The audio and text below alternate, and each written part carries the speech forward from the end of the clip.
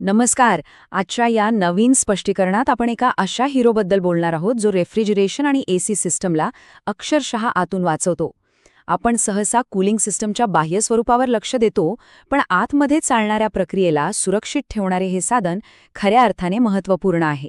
चला तर मग थेट सुरुवात करूया आणि या उपकरणाची अद्भुत कार्यपद्धती समजून घेऊया. विचार करा, लाखो रुपये खर्चून एखादी नवीन कूलिंग सिस्टम बसवली, पण गॅस चार्जिंग सुरू होण्यापूर्वीच ती आतून खराब होत असेल तर? होय, असं खरंच होतं. हवा, मॉइश्चर म्हणजेच ओलावा आणि नॉन कंडेन्सेबल गॅसेस हे ते लपलेले शत्रू आहेत जे शांतपणे रेफ्रिजरेशन युनिटचं नुकसान करत असतात. हे अदृश्य धोके सिस्टमला कसे कमकुवत करतात आणि त्यांना कसं रोखायचं हेच आज आपण उलगडणार आहोत. तर आजच्या या प्रवासात आपण काय काय पाहणार आहोत?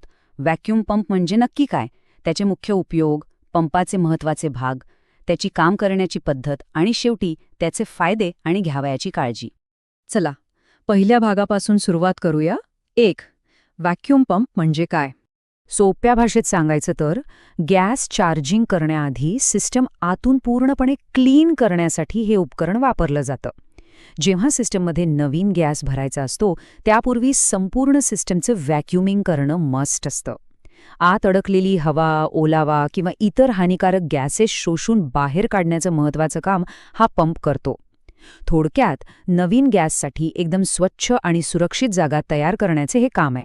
आता वळूया दुसऱ्या भागाकडे. 2. उपकरणाचे मुख्य उपयोग. आता हे क्लीनिंग का महत्त्वाचं आहे? कारण जर सिस्टीममध्ये थोडासा जरी ओलावा म्हणजेच मॉइश्चर राहिला तर थेट कॅपिलरी ट्यूब ब्लॉक होऊ शकते. संपूर्ण कूलिंग प्रक्रियाच तिथे ठप्प होते आणि समजा हवा आत राहिली तर सिस्टीमच्या हाय साईडचं प्रेशर वाढतं, ज्यामुळे उपकरणावर विनाकारण मोठा ताण पडतो. या छोट्याशा गोष्टींकडे दुर्लक्ष केलं तर उपकरणाचं केवढं मोठं नुकसान होऊ शकतं हे यावरून अगदी स्पष्ट होतं. म्हणूनच काम कोणतंही असो, गॅस चार्जिंगपूर्वी सिस्टम क्लीन करणं असो, एखादं नवीन एसी बसवणं असो किंवा नेहमीची सर्व्हिसिंग आणि रिपेअरिंग असो, व्हॅक्यूम पंपाचा वापर हा अगदी अनिवार्य आहे. काम नवीन असो वा जुने, या पंपाशिवाय ते यशस्वीपणे पूर्ण होऊच शकत नाही. यानंतर आपण पाहणार आहोत 3. पंपाचे मुख्य भाग. प्रत्यक्ष कामाच्या ठिकाणी साधारणपणे असे मजबूत आणि हेवी ड्युटी पंप वापरले जातात.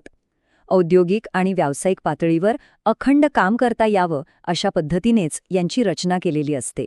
अत्यंत टिकाऊ डिझाईनमुळे हे पंप फील्डवरच्या कठीण परिस्थितीतही उत्तम साथ देतात. याचे मुख्य भाग अगदी मोजके पण खूप महत्त्वाचे आहेत. यातली मुख्य ताकद असते ती एका दमदार इलेक्ट्रिक मोटरमध्ये. त्यानंतर असतं इनलेट पोर्ट, जिथून सगळी हवा बाहेर खेचली जाते.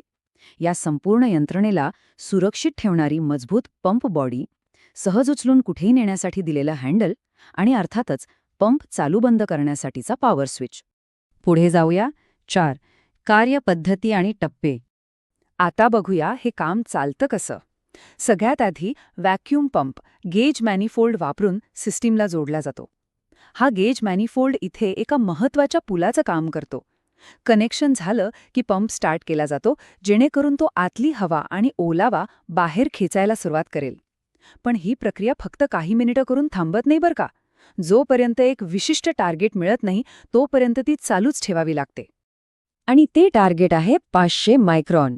1 मायक्रॉन म्हणजे 1 मीटरचा 10 लाखावा भाग. विचार करा, हे किती सूक्ष्म आहे. मानवी केसापेक्षाही कैक पटीने लहान. जोपर्यंत 500 मायक्रॉन किंवा त्याहून कमी रीडिंग येत नाही तोपर्यंत व्हॅक्युमिंग चालूच ठेवणं गरजेचं आहे.